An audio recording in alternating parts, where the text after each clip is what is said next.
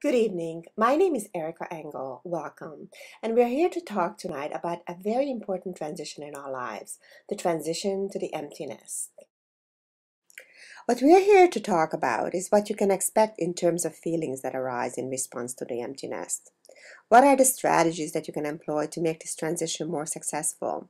How to redirect your energies that you have invested in raising your kids all these years to what you are interested in and making this transition meaningful. Not only as a marker, as in a certain stage of your life and in your family's life, but also think about what can open up for you from this place. It's a very important time in our lives. It's really a time of change. And it opens possibilities up for us. And it offers us the opportunity to mature. And I love this quote, which talks about for a conscious being, to exist is to change is to mature, and to go on creating ourselves. And I'm reminded, I don't know if anybody have heard of Erickson, who's a psychoanalyst, and he talks about the fact of different stages in life. And he talks about the fact that there are stages in our lives when we get very energetic. We can get very energetic. And our midlife is one of those times when we could be very involved in creating a legacy for ourselves, in giving back to others, that there can be this real energy that can come forth if we allow space for it.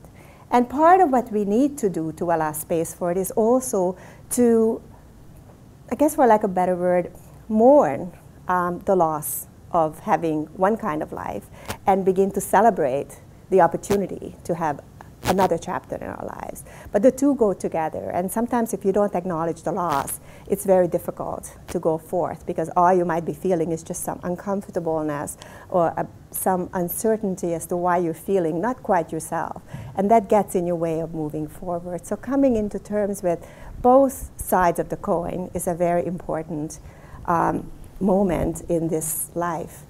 And so, emptiness is a life cycle event, and for most of us, it comes with other life cycle events. For many people, for example, people who work in law firms, the mid-50s, which is often the times that our kids go off to university, it's a time when they are beginning to take on a mentoring role as opposed to a very active partner role. And so we're no longer the young Turks who are making things happen. We're the ones who are mentoring other people in the organizations or wherever we happen to be. We are beginning to succession plan as opposed to being the people who are going forth. And that's a big adjustment. And also when we look at the beautiful young man who may be the tallest member of the family, who's just thriving, who's getting dressed to go to his prom, taking a beautiful girl with him, it's hard to not notice that you are aging. But it's okay that you're aging, but you are. And it's a different stage in your life than that stage in your life where you were young parents. And when you are young parents, at first you have to get used to being parents, so it's a very difficult sort of adjustment for many of us. The kids don't want to breastfeed, they're crying, they're colicky, and then you kind of get the hang of it, and you begin to be, kind of good at it. And these times of, elementary school where everything is pretty nice, there are some, minor things, but everybody's pretty compliant, generally speaking, and happily conducting our life with a family, and that all changes, and they become teenagers, and you're not quite sure, what you're doing or what you're doing right or what you're doing wrong. It becomes a time of uncertainty. And when they go away to university, that is a greater time when this uncertainty escalates because you're not there to know what's happening in their lives. And so, what happens is, to some extent, we lose our parenting identity, because we were this very hands-on kind of parents mostly, and then we have to learn to be more there but more hands-off and allow the kids to thrive. And for many parents also, or for some parents also, UCC provides a community. People are involved in the parent association. There is a sense of going to basketball games, going to football games, being involved. And when they go, that goes with them. And there is a sense of loss of that community as well.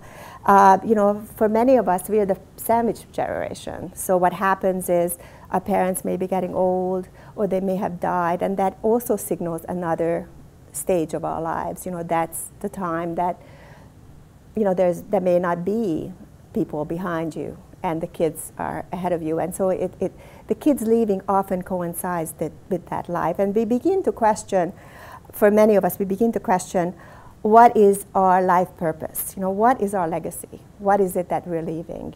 And so it can be somewhat turbulent, because it's not just the kids leaving, but there are other factors that are coming to play as we begin to enter into a time of our life. So, a very wise saying is that it is a parent's job to be left. So given the fact that we're letting them go, or that they're going, I think it is our job to be left, in the sense that if they are going, it's important not to make them feel bad or guilty about the fact that they're going, but to allow them the freedom to be able to go, because they have the stress of going, and then they have the stress of worrying about what you are feeling because they're going. That's very hard. There's this idea that we can only be good enough parents. There's no perfect parent. There's no parent who's completely attuned to their kid. And this idea comes from another English psychoanalyst whose name is Winnicott, and he talks about the good enough mother. And so this whole idea of being good enough is that you don't tie the shoelaces every time the kid needs the shoelaces tied. You let them struggle, and so by struggling, they're learning. And so you struggled, and they struggled, and you try to do your best. And and it's important that they become more resilient by some of this harmony that takes place between parents and children. So I just wanted to say that it's really a job, because coping with the emptiness, as you said, it's a challenge. The kids grow, and we nurture them, and off they go, and then what? And suddenly our lives are kind of empty. And how do we make sense of this all? And we worry about what's going to happen to us if we don't have kids to parent, and then we worry about what's going to happen to the kids if we don't have them, if they don't have us to parent them. How are they going to cope? So it's a job to keep that worry mostly to yourself, and to not to transmit this anxiety that we may have about either what's going to happen to us or what's going to happen to them, but to try to be as positive as we can be for them. And so that's hard, because it requires us containing our feelings and sharing it with our spouse, or sharing it with friends, or I run a group for parents. So it's a job to keep that worry mostly to yourself, and to not to transmit this anxiety that we may have about either what's going to happen to us or what's going to happen to them, but to try to be as positive as we can be for them. And so that's hard, because it requires us containing our feelings and sharing it with our spouse, or sharing it with friends, or I run a group for parents. Actually, I'm going to start it Monday the 7th, where we, and some of the people in this room have done that, where we come together as a group, and people have the opportunity to share each other's experiences. And I asked this group, what are you taking away from today at the end of this 2-hour session that we have? And one of the parents said that I'm normal, because she had this anxiety that all the things that she was feeling wasn't happening to everybody else. So it's very important to get that support, but to keep it to yourself rather than passing it on to your kids. And that's a job. And so you have to bear being left for the sake of their development. But not everybody does. So here's a mother who didn't.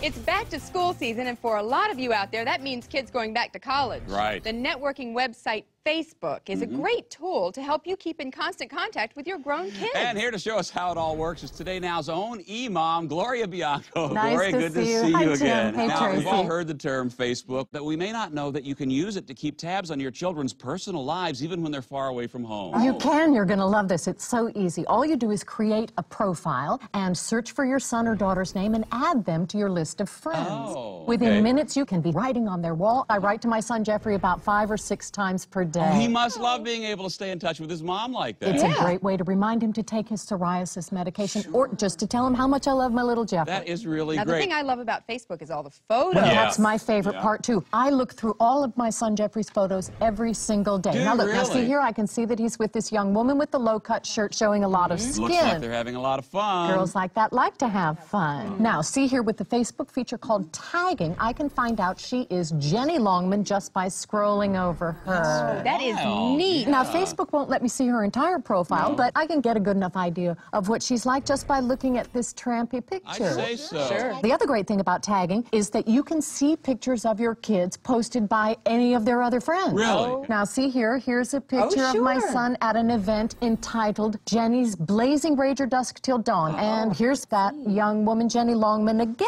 Oh, look at that. Now, here's my favorite site of all, Twitter. It allows you to virtually follow your son or daughter's every move. You can hear their every thought. It's like a dream come true. Here's my page. Oh, wow. You just pick a name that's very common, and after it, you add the year your son or daughter was born, and they'll think it's somebody that they graduated with. Well, you can send the messages all day long. They won't even complain about it. Just make sure that you spell everything wrong and swear a lot. Right. And sometimes your child will even respond to you. That's great. It is great because if you're thinking of driving up to your son or daughter's college some night just to watch them through the window, you'll know if they're around or not. Right, could save you a Or lot of if your son time. says he's going to go off snowboarding for the weekend with someone named Jenny, you can send her a message warning her to keep her slut hands off your son unless she wants to find herself in some pretty big That's trouble. Great. So now the only excuse for not knowing every detail of your child's life is having a life of your own. Gloria, thank you so much for being with us again. I think that this is a good example of a mom who didn't, obviously a very exaggerated example, but a mom who didn't quite allow that idea of being left. She was right in there wanting to know every detail of her kid's life. So his development into adulthood may not be so good. So you know what is it that it's so hard for some of us to be left? So for the job is that for the child's healthy growth, parents need to remain available, supporting, appreciating self-initiated development towards the child becoming a person in his own right. And that's wonderful, and that's really what we're supposed to do. But often things get in our way. So what are the difficulties? So one of the difficulties is that we can't control that person anymore. You know, when they were living under our roof, we could know whether they've done their homework or they haven't done their homework, or they've eaten or they haven't eaten. And you know, you get email from the school if they haven't shown up for class or they were late. But suddenly you have no idea if they're getting up to go to their classes or not.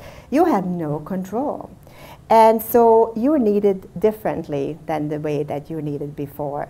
You might be needed when they're having a meltdown, and you have to be there for them. Or you might be needed, certainly you needed, you know, you also always get very nice phone calls when they need money. Hi, Mom, how are you? Could you give me an advance on my allowance? So you're needed differently, and sometimes you needed to hear happy news. My son called today to say he's got an A, and then sometimes you get more difficult news that, you know, he locked the key, he locked the door, and, you know, doesn't know where the key is to his dorm room. And so you have to allow to learn from natural consequences, because, you know, one thought is that, yeah, if they lock the door, then you're going to get the maintenance guy and call him right away, and you're going to get him to come up, and you're going to get that door open no matter what. Or you can say, well, I'm sure this happened to other people. Maybe you should figure out what they've done before. And you know, not to give them suggestions, wait for them to give you suggestions, wait for them to ask you for suggestions. Because when you start giving suggestions, it's like, no, I don't think it's going to work. No, forget it. So really, it's allowing, you know, giving that space to the kid to learn from natural consequences, and in a way watching them, you know, be uncomfortable. and tolerating that. And so what you're doing now is not to care for your child, which is what you've done, for the first 18 years, very, very diligently, but you care about that person, and there is a difference, because the difference is there is a little space for their independent decision making. And you're trying not to fix, like I'm going to get that handyman up to his room no matter what, because he's not going to be able to finish his assignment, which is due tomorrow. But I understand that this is a really hard situation, and let's figure it out, or what do you think you can do to figure it out? It's a very different thought process. So for some parents, it's even a more difficult transition, because change has generally been stressful and rather than challenging for people. And often, it's kind of like a sleeping giant gets awakened for parents who've had difficulty leaving home because of their own parents, because of their own parents' trauma, their parents' possessiveness. It wasn't an easy ride. The parents did not think it's their job to be left. The parents thought that, rather these are the grandparents who thought that, this is really hard. I mean, this kid is leaving, and I'm just going to let them know how I feel. So the parent might have a difficulty leaving home, having had a difficulty leaving home. So when your child leaves home, all of a sudden you get this anxiety. It's the sleeping giant that has been awakened. All that stress that you once had trying to leave suddenly comes back. And you may not even know what it's about, and you might have to go into personal counseling to figure it out.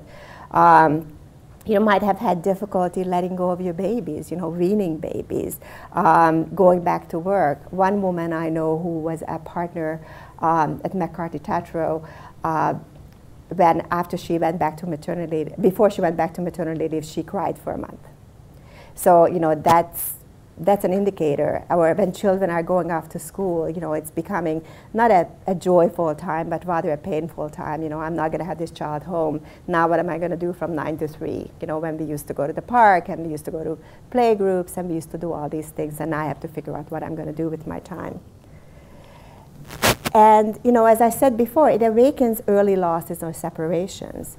And often, sometimes actually I should say, parents rely on their roles for their self-identity. That's who I am. I am a mother, or I am a father, and that's mostly who I am. And the self-worth is measured by, by how well you're doing that job or not doing that job. And so, when your child leaves, suddenly you got laid off, So what's going to happen? And you worry that the kids are not ready to take on these adult responsibilities, particularly if sometimes you've had help in the house. They've never really done much. How are they going to cope being out?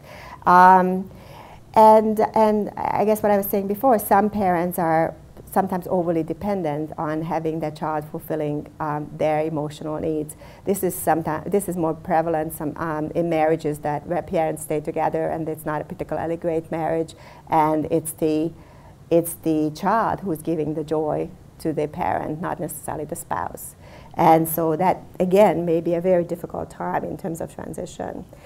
So what are our tools of transition? So it's to communicate your expectations clearly in all areas. And it is to do as you say, because in this cartoon it says, son, remember not to party too much while you're at school. And the father's saying, hey, honey, it's time for that freaking party. And the mother's saying, I'm one step ahead of you, dear.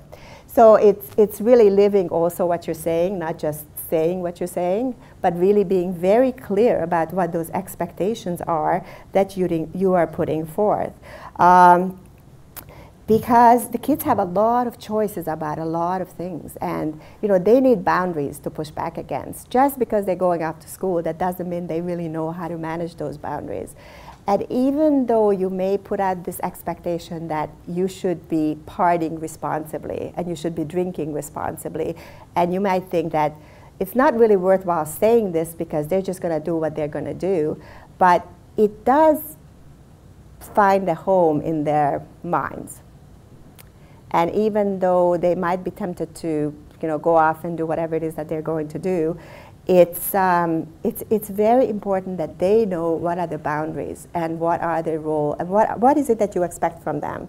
Now, within reason, because the first year, of course, they're going to live and party up and have a great time because it's freedom. But you don't want, I've heard one kid who fell down, several steps at McGill and ended up being taken to the hospital, and he had some injury to his kidney. You don't want that. So you want to be very clear that drink responsibly. So when they have that next drink, that your warning might pop into their heads. And I think it's also very important to express academic expectations, and not so much that the kid needs to get A's, but that you need to try your best. And really, they come home and they say the first year doesn't count. It counts. Everything counts. It's a cumulative grade point average. It's not just really the last 2 years. And so it's important for them to know this. And it's important for them to know that your expectations are just as when they were at home. You expect them to get up to go to class, and you expect them to work hard, and you expect them to hand in those essays responsibly. And also it's very important to communicate what are your expectations in terms of staying in touch. I know I think it was at Dalhousie, where the kids are sort of, it's a badge of honor, that you haven't spoken to your mom in, 3 weeks. So it's important for, of course you don't necessarily want to call them every single day and, BBM them 5 times a day, or you may, but it's important that they know that that's the expectation, that, if you Skype them, you see that they're on Skype, and you might want to Skype them. It might be a good idea to say that, Sunday mornings at noon, we expect to have a conversation with you. And the rest of the time, if you want to Skype me, or I want to Skype you, I'll ask you, is this a good time to talk? Or that we'll talk every other day. Like, there are no rules. It's whatever your family feels comfortable with. But as long as it's communicated, so you're not left hanging, wondering what's going to go on with your kid, that, that they know and you know what it is that they're expecting and you're expecting. So they have some boundaries. So, some of the other tools for transition that's very important is to share your feelings and concerns and worries with your spouse and with friends, seeking advice and support from other people who understand, so what it was like. So I'll be talking to you about some of the coping strategies that I think might be helpful in the next couple of slides. So as we heard, having support is very important, and to feel that what you're going through is normal. And actually, even as I was dropping off my son at McGill, we ran into a lot of UCC parents, and just to hug each other, and that we're all together there, and half the varsity basketball team was going to stay in the same res. Just to feel that we're going through this, we're dropping off our kids together, and they're going to be okay because they also have each other. That gave a lot of comfort to me, and I think to the other moms as well. So having that support of other people who are going through it is very important. And give yourself time to adapt to these changes. Don't expect too much of yourself. And particularly in the first few weeks or the first few months, I think that it is very important to come to grips with the loss of the fact that your kids are not with you every single day. And it's an adjustment. Just as it was an adjustment when they were born. You were a couple, and then you were going out to dinner whenever you wanted to, or you worked late whenever you wanted to, or you could see friends whenever you wanted to, and suddenly your world changed. And you couldn't do whatever you wanted because there was a baby crying. And so this is kind of the reverse, But it's really important. I just wanted to read you this blog of Jim Power. He wrote this last year of August 25, 2010. And he talked about, this idea of letting go of the kids and and how you need to, and what you need to do for them, also for yourself. So Jim Power wrote that, "I was surprised when my friend, who had just returned from dropping his son off to university, mentioned that he had spent 4 days on campus, helping the first boy move in. He said, hey, he had a lot of stuff, and we had to try out for the band too. I resisted the temptation to point out that we might not be the right word. He must have sensed in my voice, because he quickly added, but I'm nothing compared to my son's roommate. They actually brought a home out there so they can spend weekends on the campus." So, so Jim talks about that during the parents' education program he attended last year at school, a psychologist gave this advice: giving your child everything he needs is not good for him. That approach will prevent him from becoming resilient. What you want to be is you want to be a concerned and interested and compassionate bystander. And that advice makes good sense, because the parental metaphor actually have moved, according to Jim, from the helicopter to the Zamboni, who's sort of right on the ice moving along with them. So, don't quite go there, but give yourself some time to adjust to this change, because it is an important change and an important time. And, people find it very helpful to keep journals. One of the techniques that I use in my practice, in my coaching practice, is to encourage people to keep a gratitude journal, because what you're experiencing is a loss. So what you are thinking of is that, this is a hard time. I'm losing, you might be a little depressed, a little anxious. So it's very helpful to keep a journal, not just what's not going well in your life, but what is it that you're grateful for. And what they have found is that people who study positive psychology, that the depression scale and the happiness scale, the depression scale gets dropped and the happiness scale significantly improves when you take 5 minutes out of your day and write down in the journal, what is it that I'm grateful for? What went well today? And that can be a very helpful strategy. And it's important to keep up regular routines, self-care. Maybe you haven't had that much time for self-care. Maybe you haven't been able to kind of go on those long bike rides, or work out, or get a facial, or whatever you might want to do. Now here's time. Time is opening up for you, and you can take that time to nurture yourself. So I mentioned joining a peer mentoring group or any kind of peer support group is an excellent idea. And if you are one of those parents who do feel overwhelmed because of some of the things that get awakened from your own past, it's important to seek some help and to seek professional help, and to speak with a therapist. And so, think of the benefits. So, so this fellow said, so far, I don't see much downside to the empty nest. So you have the opportunity to have more private time together.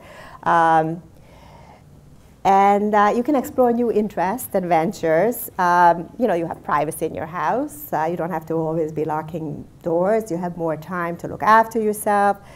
You have freedom, more time to spend on things that there are fewer responsibilities. You can travel. And there's decreased tension in the house too. I'm sure with most of you with teenage boys in the house, there's a lot of door slamming and saying, oh, I can't believe it, you're so annoying. It's interesting because that sort of reminds me of this story when how the kids change over these 4 years. So usually when they leave for university, you're really annoying and you really don't know anything. And so 4 years later, the same child comes back and says, Mom, Dad, you really have changed. You used to be so annoying, but you're really terrific now. So, but so this like eye rolling and annoying and door slamming and, I can't believe I have to do this. And, and you ask them to do something and they say, sure, as if you just asked them to move a pyramid. So that's gone. And, so it's easier to clean up the house. The kitchen doesn't look like a disaster area, somehow they seem to get the appetite between, 11 and 2 in the morning. You come downstairs and the kitchen looks like it's been hit by a hurricane. That's gone. So however you left it in the night before is what you're going to wake up to. And so those are some of the nice things. And so you can redirect your energy and, network with friends, people that you haven't seen in a long time, make new couple of friends, take a bridge, make new friends, make new routines, and revive your dreams. So as I said, you could consider getting a pet. And in this cartoon, the woman says, "Yes, Miller, the kids all did, but the cat is never going to grow up and move out." So there is a good substitution. And they always love you no matter what. You never get this, "I hate you, I can't believe you said that to me." When you're going through that initial sort of anxiety when they're leaving, it's important to talk to yourself.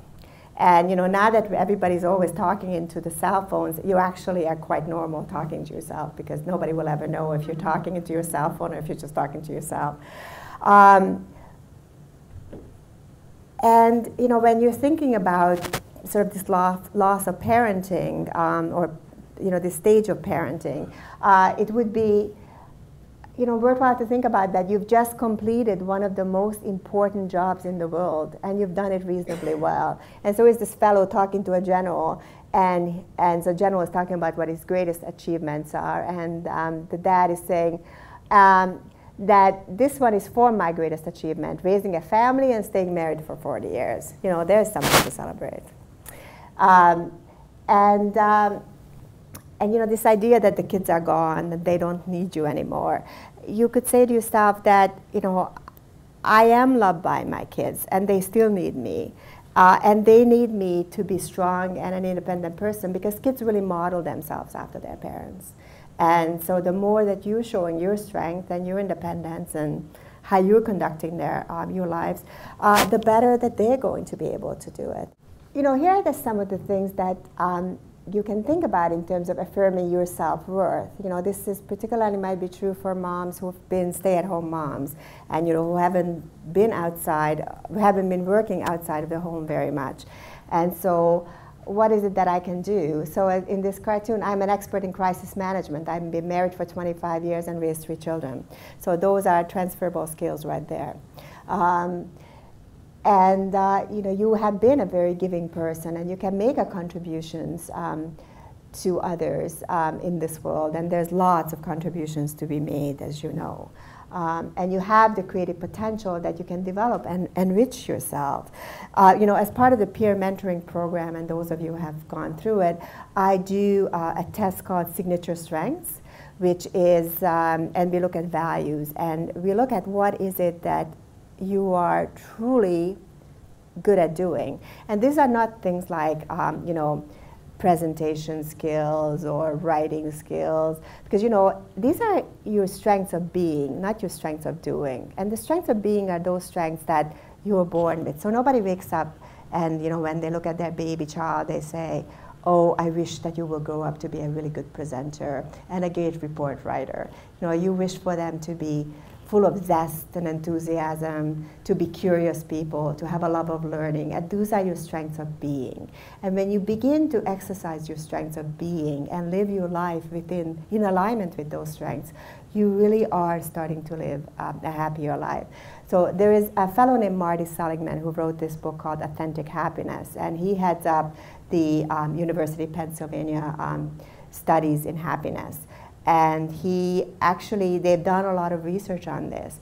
And when people use their strengths most often in all kinds of areas of their lives, they really are happy. I've done workshops on leadership development using strengths training, and one of the person's strength was humility. And so she was an executive, and she said, "Well, so how is humility going to be helpful to me as a strength?" And there happened to be a person who was sitting there who was working with her, and she said, that is your strength as a manager or as a director, because you always allow other people to stand up and take credit for the work that they've done. You're very humble about your contribution to the team, and you allow people to thrive, and you have great employee retention. People don't want to leave. So those strengths of being are not just words. They really resonate with who you are as a person. And so it's very important to get in touch with them. So some of the thoughts were, you know, my son is my responsibility, not my possession. This is a loss, but it's also a gain. You know, for example, if you say, oh, I've lost my child. What am I going to do? So this is also a beginning of a new phase of life. It's important for my son and me to be functioning independently. So these are just sort of reframing some of the thoughts that you may have about it. You know, some of the reframing phrases that come to my mind is, you know, our relationship will never be the same. Well, of course, it's never going to be the same, but it's going to change, and it will get better. And you're going to share in the joys of these achievements. And but those achievements can only happen if the kid takes a step, because it's also an achievement if he does his laundry, and it's also an achievement if he doesn't overspend his allowance for the month. You know, they need to have that ability to let go and work on themselves. I want to thank you for spending this hour with me, and I hope this has been helpful. I do have private practice as a coach and as a psychotherapist, so if you have anybody have any questions that you'd like to discuss with me in private, you can certainly do so. And it's been my pleasure to share this hour with you and to share some of my thoughts and some of the growth that that I have matured to, and some of this is theory, and a lot of it is practice. And so, and be there for each other. And thank you for coming.